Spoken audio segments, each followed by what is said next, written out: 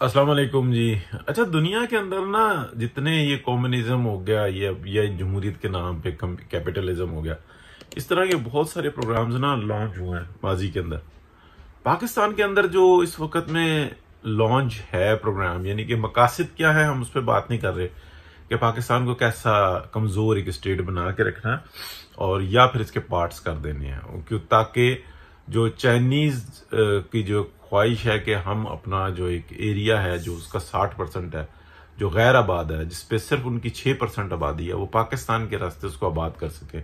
ये है मेन सी पैक या कॉरिडोर बनाने की जो उनसी है ना मुख्तसरन। इसके ऊपर मेरी बड़ी डिटेल वीडियो भी है सोशल मीडिया टॉक शो पे।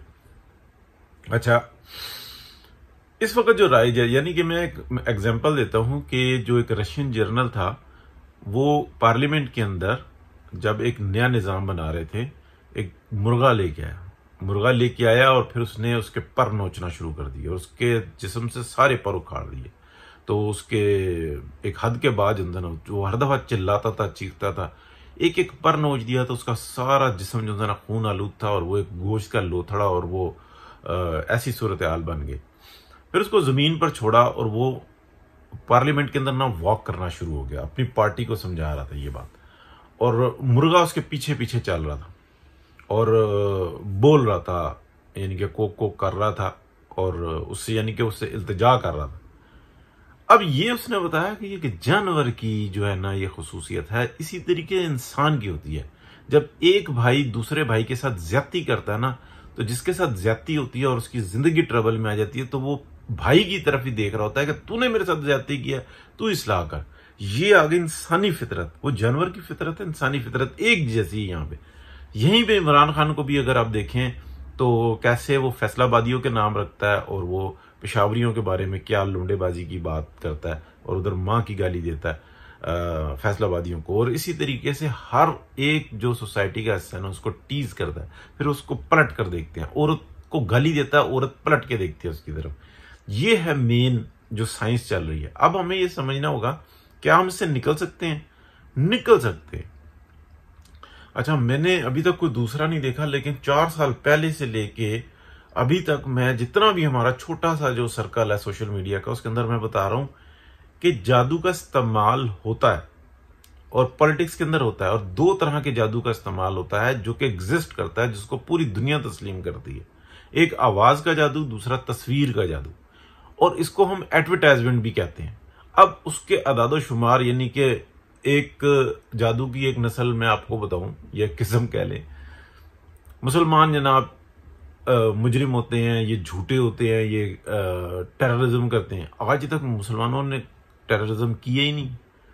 कोई इक्का दुक्का ही बता सकते हैं कि जनाब वो था फलाना था, उसके पास से मिल गए। और पीछे ऑपरेटर्स कौन थे, पहुंचाने वाले कौन थे, करने वाले कौन थे, वो तो पल्ले ही कुछ नहीं है, सिर्फ इल्जामात, लेकिन उस पर खौवा बना के रखा हुआ है। तो हर गोरा जब भी देखता है ना मुसलमान को और स्पेशली पाकिस्तानी को, तो ऐसे देखता है जैसे कि ये कोई टेररिस्ट है, जबकि उन्हीं की जो सिक्योरिटी एजेंसियां वो बड़े नॉर्मली देखती हैं। अब मैं यूरोप में रह रहा हूं, पुलिस एक पाकिस्तानी को बड़ी नॉर्मली देखेगी कि अच्छा ये है वो बंदा जो वहां से भाग के आया हुआ है और ये पैसे कमाता है यहाँ पे। वो काम जो 8,000 यूरो में हमारा बंदा करता है, ये उसको 1500 में करता है।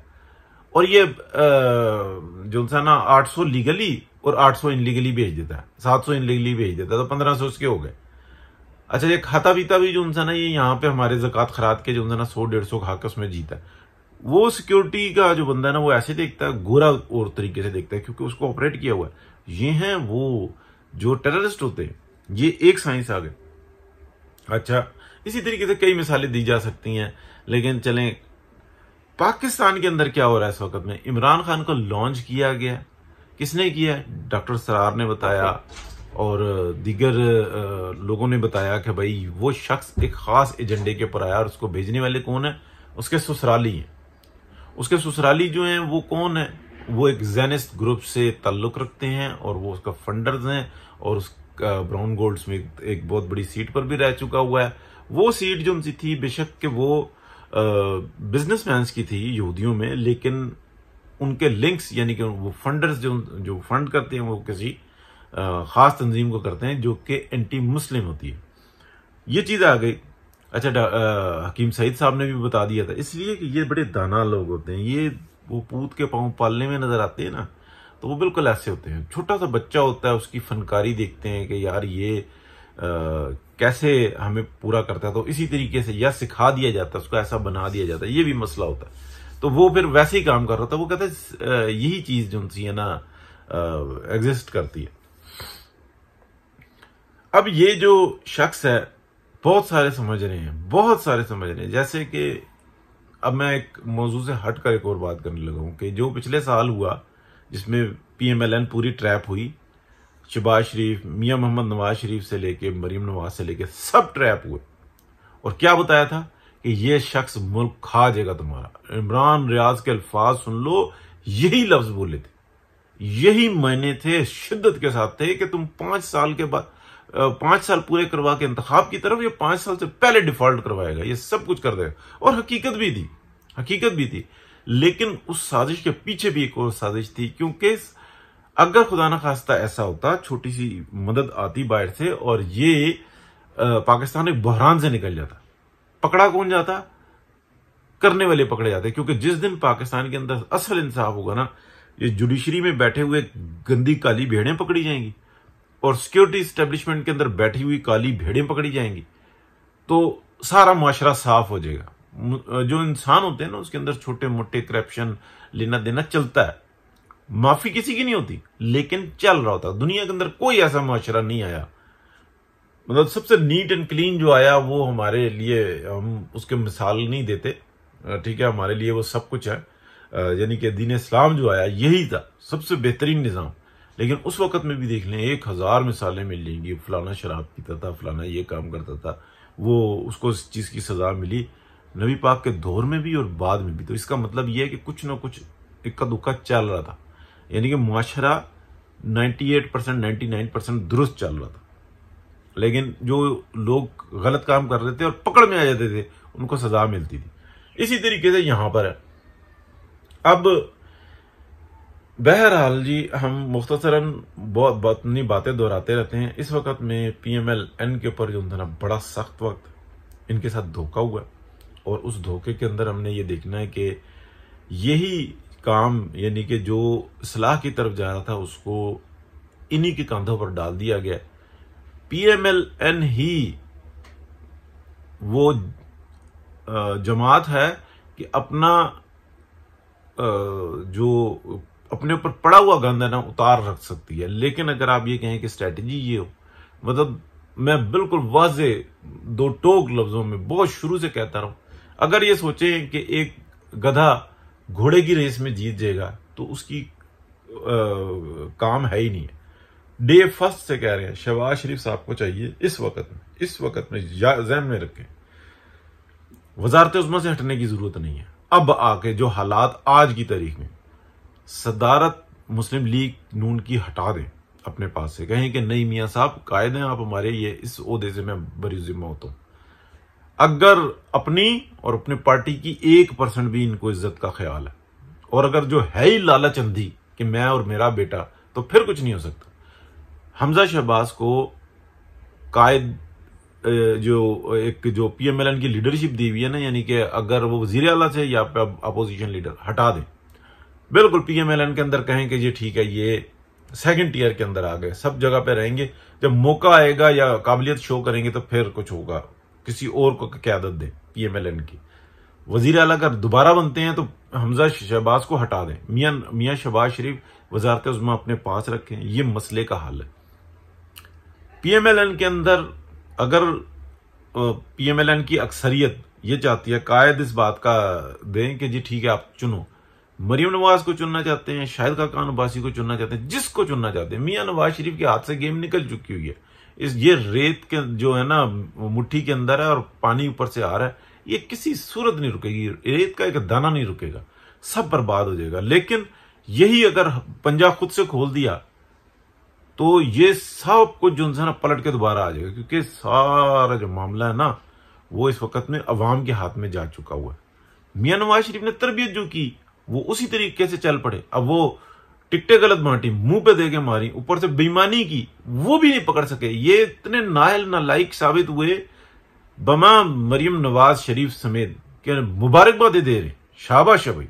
मतलब तुम्हारे पास कोई थिंक टैंक ही नहीं है कि तुमने एक तय करो इनके साथ क्या सलूक करना है। ये वो बिगड़े हुए लोग हैं घर के, जिनको जब इज्जत दोगे ये तुम्हारी बेइज्जती करेंगे, जब इज्जत दोगे ये जूती के नीचे ही चलते हैं। लेकिन इसके 1000 स्ट्रेटेजीज हैं। बताया जाता है कि अच्छा इसका रिजल्ट 99.99% ये आ रहा है कि ये सारी सीटें पीएमएलएन जीतेगी, लेकिन 001% अगर हम हार जाते हैं, ये जीत जाते हैं, तो हमारा रवैया क्या होगा।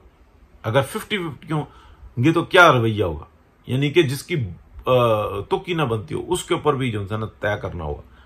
तो बहरहाल शहबाज शरीफ साहब जो है ना पीएमएलएन के जो इस वक्त में बोझ उठाया हुआ है, कतई तौर पर इस्तीफे ना दें, कह दें कि मैंने इलेक्शन नहीं अनाउंस करना, वजारत उज़्मा से हटाते हैं, हटा दें, फिर तमाशा लगाए, फिर अवाम में आ जाए। और आज ये बनता है कि अपने थिंक टैंक से पूछें, पीएमएलएन वाले जिनके दिमाग में ना, गधे के दिमाग में कुछ ना कुछ होता है, आपके दिमाग में कुछ नहीं। ईमानदारी, काम करना, मेहनत से काम करना, ये एक अलग चीज है, सियासत एक अलग चीज है, लेकिन 5th जनरेशन वॉरफेयर एक अलग चीज है। इस चीज को समझें, जो चीज आपके पास नहीं है उसको समझें। जैसे शहबाज शरीफ साहब ने अपनी इज्जत का जनाजा निकाल दिया, क्यों? बेहतरीन एडमिनिस्ट्रेटर है, लेकिन पॉलिटिशियन वो है ही नहीं है। तो लिहाजा इस तरीके से आपको इस 5th जनरेशन वॉरफेयर के एक्सपर्ट्स को देखना होगा। एक बात फिर, ये जो इस ट्रेन में मैडगी आई है ना मरियम औरंगजेब के ऊपर, ऐसा ऐसा मेकअप करके और ऐसे ऐसे स्टाइल लेके आ रही हैं, इनके दिमाग की कोई जरूरत नहीं। जिस तरीके की ये सोशल मीडिया अपनी मीडिया टीम को बनाने की कोशिश कर रही हैं, अगर इनके हाथ पैर बंधे हुए हैं तो तब भी अपने थिंक टैंक के पास जाएं, कि बताएं उनको, जिम्मेदारी दें, किसी एक को हेड बनाएं। देखें अमजद मलिक साहब है, उन्होंने पूरी दुनिया के अंदर पार्टी को ऑर्गेनाइज कर दिया। किस लिए कर दिया? उनको इज्जत दी गई, उनको कहा गया, डार साहब ने, मियां नवाज शरीफ ने, कि आप ये काम करें, उन्होंने करके दिखा दिया। आप उन्हीं को जिम्मेदारी दें, वो आगे से किसी को बनाएं, पूछें कि यार आप क्या कर सकते हो। देखें दिनों के अंदर मामलात पलटेंगे, लेकिन एक बात ध्यान में रखना, एक तरफ से पर डे क्या खर्चा हो रहा है, ऐसा नहीं हो कि ऐसी लानत भरी बात आप करो कि हां आप करो और करो भी अपने पल्ले से। ऐसा नहीं हो सकता। आप ये पूछो कि हां ये नई सूरत हाल आ गई है, हम अपने फंड्स कैसे जनरेट करें, आप ये भी बताओ, हम आपको रास्ता देंगे, आप बताओ कि कैसे निकल आएगा रास्ता।